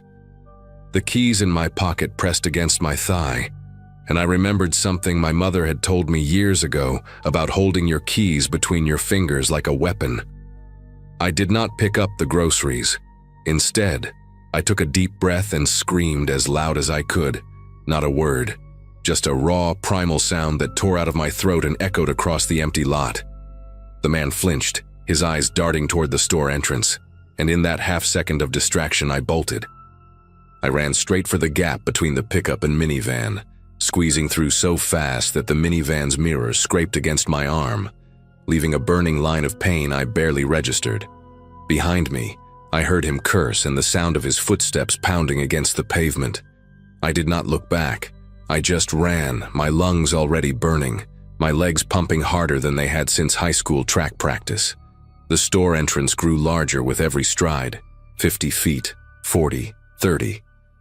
I could hear him getting closer, his breathing heavy and ragged, and I pushed myself faster, until I burst through the automatic doors and nearly collided with a display of energy drinks. The teenager who had been stocking shelves looked up with wide eyes, and I gasped out the words, "Call the police," before doubling over, hands on my knees trying to catch my breath. The kid must have seen something in my face because he did not ask questions, just pulled out his phone and dialed. I turned around and looked through the glass doors, my heart still slamming against my chest. The man was standing at the edge of the parking lot, right where the overhead lights gave way to shadow. He was just watching, not moving, his hands hanging loose at his sides. Even from that distance, I could feel his gaze on me, heavy and cold. Then a car pulled into the lot, a woman in a minivan, probably coming for a late-night grocery run just like I had, and he turned and walked away. Not running, not hurried, just a casual stroll like he had all the time in the world. He disappeared between two rows of parked cars, and a moment later I heard an engine start somewhere in the darkness. By the time the police arrived 12 minutes later, he was long gone. The woman in the minivan had seen nothing, noticed nothing. To her, it was just an ordinary Wednesday night. She had no idea what had almost happened in the same lot where she was now parking her car and checking her grocery list. 2 officers took my statement inside the store, in a small break room that smelled like burnt coffee and microwave dinners. I described everything I could remember: the beige jacket, the crescent scar, the pale eyes, the dark SUV he had been standing near, which was gone by the time we checked. They asked me if I had gotten a license plate number, and I had not. Of course I had not. Because who thinks about license plates when they are running for their life? One of the officers, a woman with graying hair pulled back in a tight bun, kept exchanging glances with her partner in a way that made me nervous. When I finished talking, she asked if I could come down to the station the next day to look at some photographs. "Has this happened before?" I asked, and the silence that followed told me everything. They would not confirm anything that night, just said they were investigating similar incidents and my description might help. I drove home in a daze, checking my rearview mirror every 30 seconds, jumping at every set of headlights that appeared behind me. My sister's groceries sat in the passenger seat, and I remember thinking how absurd it was that I still had them, that somewhere in the chaos of running and screaming I had managed to hold onto 2 of the 4 bags. 3 days later, a detective named Reginald Okonkwo called me. He had a deep voice, calm and measured, the kind of voice that probably helped people feel safe when they were falling apart. He told me they had arrested a man matching my description at a Target parking lot in Marietta, about 20 miles from the Kroger where I had encountered him. A security guard had noticed him approaching a woman loading groceries into her car, using the same routine. The friendly wave, the questions about the car looking familiar. This time, someone had intervened before anything could happen. When they searched his vehicle, they found zip ties, a hunting knife, and a roll of duct tape in a duffel bag in the trunk. They also found 2 driver's licenses that did not belong to him. The detective paused before telling me the next part, and I could hear him choosing his words carefully. 2 women had gone missing from grocery store parking lots in the Atlanta area over the previous 6 weeks. Both had been found, alive but traumatized, in a foreclosed house on the outskirts of the city. The man had held them for several days before releasing them in remote locations. He had used the same approach with both of them, pretending to recognize their car, asking friendly questions, positioning himself to cut off their escape routes. I was going to be his third. His name was Dennis Lamar Finch, 47 years old, a former appliance repair technician who had lived alone in a rented apartment less than 10 miles from my parents' house. The news covered the arrest for a few days, showing his mugshot on every local channel. That same unremarkable face, those same pale eyes staring blankly at the camera. Watching him on television, you would never guess what he was capable of. He looked like someone who might fix your refrigerator or wave at you from across the street while watering his lawn. That was the part that stayed with me, long after the trial, long after he was sentenced. The complete normalcy of him. I testified at the trial, sat in that witness box and described every detail of that night while he watched me from the defense table. He never showed any emotion, not when I talked about him grabbing my wrist, not when the other victims described what he had done to them. Just that same blank expression, like he was watching something mildly boring on television. The jury took less than 4 hours to convict him on all counts. He got 45 years, no possibility of parole. It has been almost 4 years now, and I still do not shop alone at night. I park as close to store entrances as possible, even if it means circling the lot 5 times. I keep my keys in my hand the moment I step outside, and I have taken 2 self-defense classes.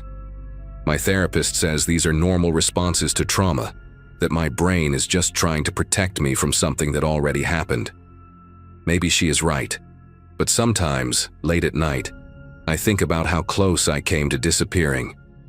I think about those 2 other women, what they went through in that foreclosed house, and I wonder what he had planned for me. I think about that moment in the parking lot when he told me to pick up the groceries, and how easy it would have been to just do it, to doubt myself, to be polite, to ignore every alarm bell ringing in my head. That is what scares me most. Not the memory of his face or his voice or his grip on my wrist.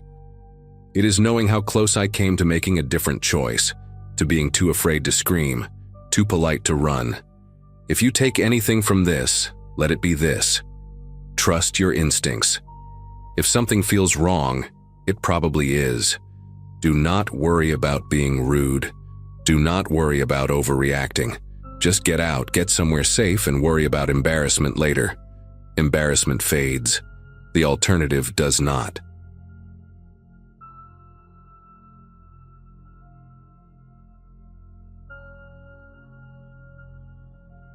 Most of this happened during a stretch of my life when I was juggling long shifts at a small marketing firm and spending most evenings alone in my apartment, trying to distract myself from how stagnant everything felt. Matching with someone online wasn't unusual for me, but meeting someone who seemed genuinely attentive from the very first message caught me off guard. He introduced himself as Ethan, mentioned he worked in consulting, and had this way of asking questions that made me feel like he was actually listening. I remember sitting on my couch that night eating leftover pasta, surprised at how naturally the conversation flowed. He wasn't pushing anything weird, wasn't making inappropriate jokes, just easy, calm exchanges that somehow made the room feel warmer. By the time I went to bed, I was smiling like an idiot, wondering how someone like him had even noticed me. The momentum between us picked up fast in a way that felt flattering at first, as if I'd stepped into some alternate version of my life, where I mattered more than I realized. Ethan would send these short voice messages in the mornings, sounding half awake and friendly, talking about grabbing overpriced lattes before work, or rushing to catch a meeting he claimed to be running late for. He didn't just text "good morning." He'd say things like how he hoped the weather held up for my commute, or how he thought I deserved a quieter day. Small things, but no one had spoken to me like that in a long time. Within a week, he suggested meeting in person, and even though the pace was making me nervous, I let myself get swept up in it. The attention felt intoxicating, like someone had finally decided I was worth choosing. When we met for the first time at a small cafe near a busy downtown street, he showed up wearing a navy jacket with scuffed elbows and a watch that looked older than he claimed it was. His hair was neatly cut, but one side stuck up like he'd been in a rush and hadn't noticed. He smiled easily, Not forced or awkward, and his laugh came out in these short, breathy bursts that made other people at nearby tables glance over. We talked about travel, work, hobbies, and he had an answer for everything. Smooth, confident, polished in a way I couldn't quite place. Still, he paid for everything without blinking and walked me back to my car like he'd known me forever. I told myself the annoying tug in my chest wasn't fear. It was just unfamiliar excitement. Over the next couple of weeks, Ethan's generosity escalated. He sent food to my apartment on nights he knew I was working late, bought concert tickets for a band I'd mentioned once in passing, and even sent a small package with a book he said reminded him of me. It all felt flattering, but there were moments that didn't line up cleanly. He'd mention a project at work, and then forget he'd already described it differently 2 days earlier. He said he'd grown up in a coastal town, but later mentioned being from the Midwest. When I teased him lightly about the contradictions, he brushed them off with a quick joke, or changed the subject entirely. None of it felt alarming yet, but there were little threads that tugged at my attention when I lay awake at night replaying conversations. I kept telling myself that everyone exaggerates sometimes, and maybe I was reading too much into it. One evening, while Ethan was supposedly on a business trip, he called me from what sounded like a busy hotel lobby. His voice carried that same warm tone, but behind it I could hear overlapping conversations and the clatter of dishes, almost like a restaurant rather than a hotel. He said he'd call me again once he got to his room, but the second call never came. Instead, he texted a blurry photo of a suitcase near a generic carpeted hallway. Something about the image felt strange. The angle, the lighting, even the suitcase itself looked different from the one he'd carried when we met. I brushed it aside at first, telling myself it was a pointless detail to fixate on. But that night, lying in bed, I kept replaying the sound of all those voices behind him, wondering why it didn't match any hotel lobby I'd ever been in. The next morning, I did something I hadn't planned. I searched his full name online. Not a deep search, just the usual quick look everyone does at some point. Nothing reliable came up. Not a LinkedIn profile, not old pictures, not anything that matched the man I'd met. His phone number traced back to an area nowhere near the city he claimed he lived in. When I asked him casually about his workplace later that day, he gave me a company name I'd never heard of and muttered something about their private contract work, as if that explained the lack of information. It wasn't enough to raise an alarm on its own, but the gaps were widening, and my mind kept drifting back to those small inconsistencies that were starting to pile up. A few days later, while waiting for him outside a bookstore where we'd planned to meet, I watched the minutes tick by with no sign of him. He finally texted saying he'd been called into an emergency meeting and couldn't make it. The strange part was what happened right afterward. A woman approached me, maybe in her 30s, with her hair tied back and a faded canvas tote slung over her shoulder. She asked if I was waiting for someone named Ethan. The question hit me so sharply, it felt like someone had pulled a string inside my chest. She explained that she wasn't trying to pry, but she thought she recognized my situation because she'd been through something similar. Before I could respond, she apologized and walked away briskly, disappearing into a crowd at the crosswalk. I didn't chase her. I just stood there holding my phone, wondering what exactly she had meant. That encounter shook me more than I wanted to admit, so that night I dug a little deeper. It started harmlessly, reverse image searching the pictures he'd sent me. 2 of them came up blank, but one matched an account that had been deleted years ago. The image tied to a username with barely any archived posts. The colors in the profile photo looked slightly altered, as if someone had edited it to appear newer. I tried searching his workplace again with different spellings, different keywords, and eventually I found an old forum thread where people mentioned a man using multiple identities tied to consulting work that didn't actually exist. No full names, no photos, but the descriptions lined up almost perfectly with Ethan's stories.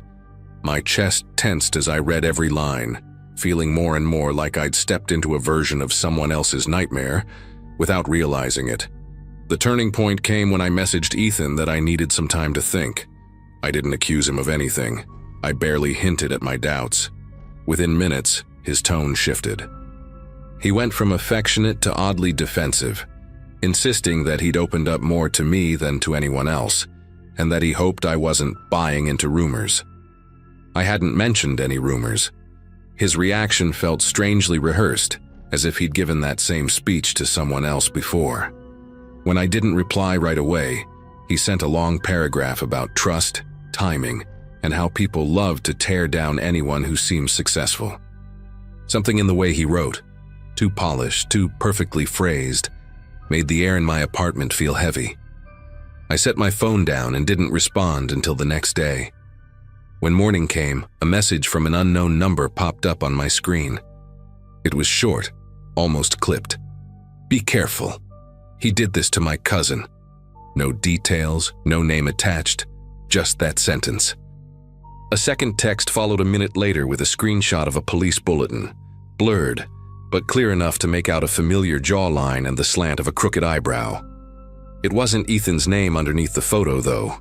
It was a completely different one. Seeing that picture, even with the poor resolution, sent a wave of realization through me. Ethan wasn't just bending the truth. He was built entirely out of lies. The bulletin mentioned financial manipulation, emotional coercion, and a pattern of disappearing before charges progressed. My pulse hammered in my ears as I read it over and over, finally accepting that whoever I'd been talking to wasn't who he pretended to be. Eventually, I contacted a detective whose name was listed on the bulletin.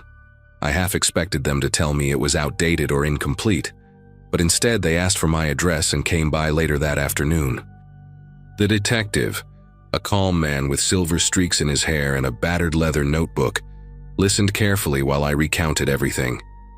He told me the individual I knew as Ethan had cycled through at least 4 identities in recent years, and that multiple partners had come forward with stories disturbingly similar to mine. What shocked me most was learning how calculated it all was. Each relationship starting with harmless charm, building into extravagant generosity, and ultimately ending with accounts drained or credit cards opened without consent. I felt sick hearing it laid out like that, realizing how close I'd come to losing everything. Cutting contact wasn't as simple as blocking his number. For days afterward, I kept getting calls from unknown area codes, silence on the other end each time. One afternoon, a delivery driver dropped a package at my door, a book wrapped in brown paper with no return address. It was the same title Ethan had gifted me before, only this copy was brand new, still sealed in plastic. I reported it immediately, and the detective assured me they were tracking every attempt he made to reach out. Eventually, the calls stopped, and no more packages came. Life settled back into something resembling normal, though I'm not sure I'll ever fully relax the way I used to. Every now and then, when I walk past that bookstore where the woman approached me, I catch myself scanning the crowd, wondering how many people have crossed paths with him without realizing it. I didn't lose money, but I lost the version of myself that believed a kind voice and steady attention were proof of someone's character.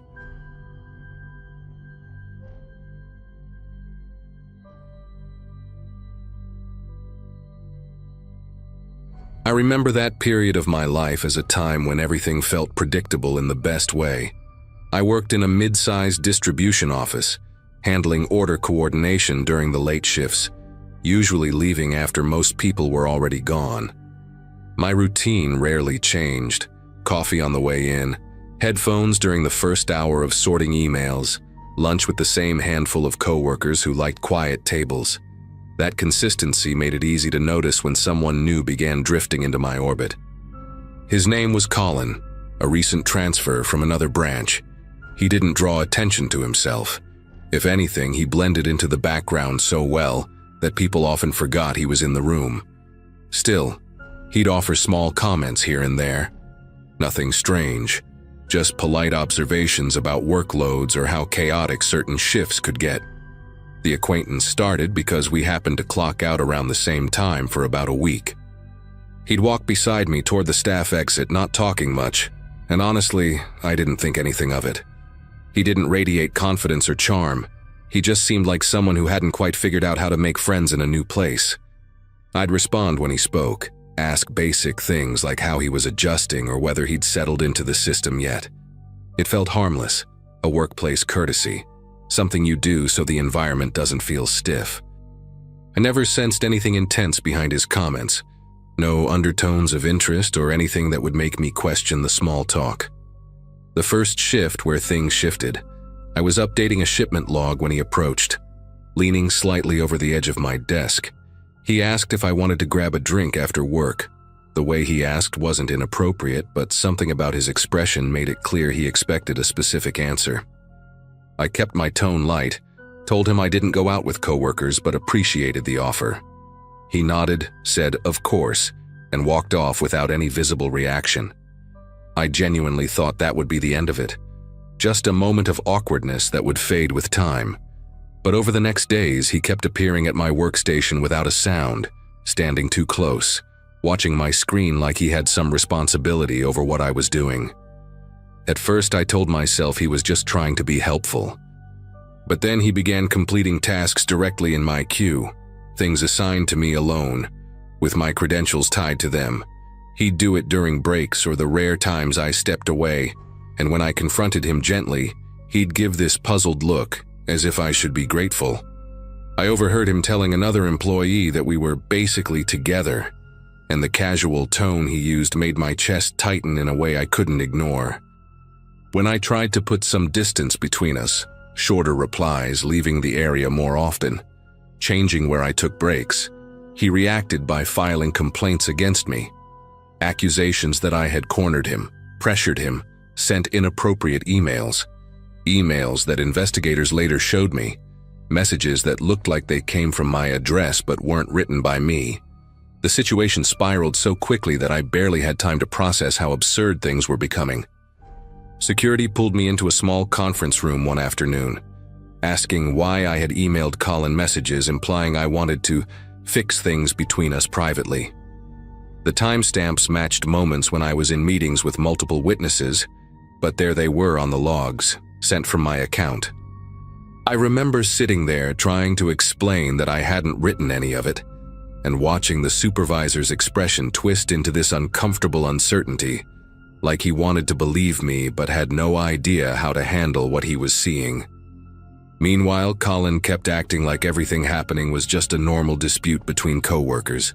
When I walked past him, he'd tilt his head slightly, as if we shared some secret no one else understood.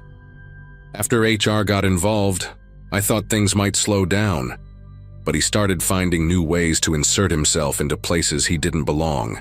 The building had storage rooms that the cameras didn't fully cover, blind corners created by old shelving and poor installation. He began showing up in those exact spots whenever I passed through them alone. He wouldn't touch me, but he'd block part of the exit with his body, speaking softly, saying things like, "We could just talk if you stopped avoiding me." The worst part was how calculated it felt. Every time I changed my routine, different routes, different break times, he'd adapt, almost like he was mapping the building in real time through my movements. I started sticking close to coworkers, walking in groups, avoiding any hallway where I couldn't see both ends. Even then, he found ways to get to me. He'd slide papers onto my desk containing strange handwritten notes about how relationships take effort, or how I made things complicated. My manager tried intervening once, but Colin just smiled awkwardly and acted confused, pretending he didn't understand why I interpreted his behavior as anything more than attempts at reconciliation. The unsettling part was how good he was at playing harmless. He knew exactly when to panic, when to act timid, when to look overwhelmed. Around others, he became this soft-spoken guy who just wanted to fix an imaginary conflict. The night everything peaked, I stayed later than planned to finish end-of-day reports. The building had that hollow quietness it gets after everyone leaves. Lights humming faintly, vents clicking. The kind of silence that makes every sound feel too sharp. I kept checking the hallway, half expecting him to appear, but my floor seemed empty. When I finally walked out to the parking lot, the air felt heavy, like a storm was building somewhere far away. My car sat alone near the back row, and even from a distance I noticed something about it looked wrong. The angle felt off, slightly slumped toward the ground in a way I couldn't ignore. but I didn't understand what was going on until I got closer. All 4 tires were sliced open, the cuts clean and deliberate, not the kind of damage you get from hitting debris. A piece of paper was tucked beneath the wiper, held in place by the breeze. I remember staring at it for a moment before picking it up, my pulse stumbling when I recognized his handwriting. The message read, "You don't get to leave until I say so." There was no signature, but it didn't need one. Every letter leaned forward in the exact same way as the notes he'd left on my desk. I backed away from the car instinctively, scanning the lot, half expecting him to step out from behind one of the pillars or from between the delivery trucks. I ran back toward the building, but the main doors had already locked for the night, leaving only the employee exit on the side. I hovered near the doorway, trying to call someone from security, but the signal in that corner of the lot always dropped to almost nothing. While I was waiting for the bar to fill enough to get a call through, I noticed movement near the fence. Just a shift of darkness, but enough to make my breath hitch. I ducked inside the stairwell and stayed there, listening for steps or voices. Nothing came. After a few minutes, one of the night shift supervisors returned from a smoke break and walked me to the security office, insisting I shouldn't go back out alone. They reviewed the cameras, but the lot angles were terrible, and the vandalism had happened just outside the visible range. When the investigators finally got involved, everything unraveled at once. They discovered he'd been accessing internal systems he shouldn't have touched, logging into schedule trackers, opening archived shift data, reviewing my time card history, even monitoring when my badge scanned through certain doors. The IT team found a pattern stretching back months, with him quietly building a profile of my routines. The worst discovery was that he had manipulated certain camera feeds during specific moments when he, coincidentally, bumped into me in those storage areas. He acted like all of this was a misunderstanding, claiming he just liked being prepared, but the digital trail was too thorough to dismiss as anything innocent. I ended up taking extended leave while the company handled the fallout. He was removed from the premises, escorted out in complete silence, not saying a word to anyone. The investigators told me he'd been planning his claim for far longer than anyone expected, but they wouldn't go into detail beyond that. I never saw him again after that night, and part of me still wonders what would have happened if his note hadn't been the thing that finally pushed everything into the open. I've changed jobs since then, changed routines, changed the way I move through spaces. Even now, whenever I walk through a quiet parking lot, I catch myself checking the corners, making sure no one is waiting in those patches of darkness just beyond the lights.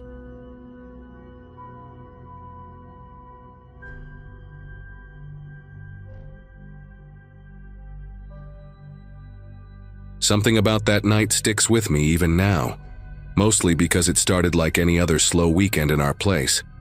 I'd been living with my roommate Tyler for about a year, and most weekends we were out with friends.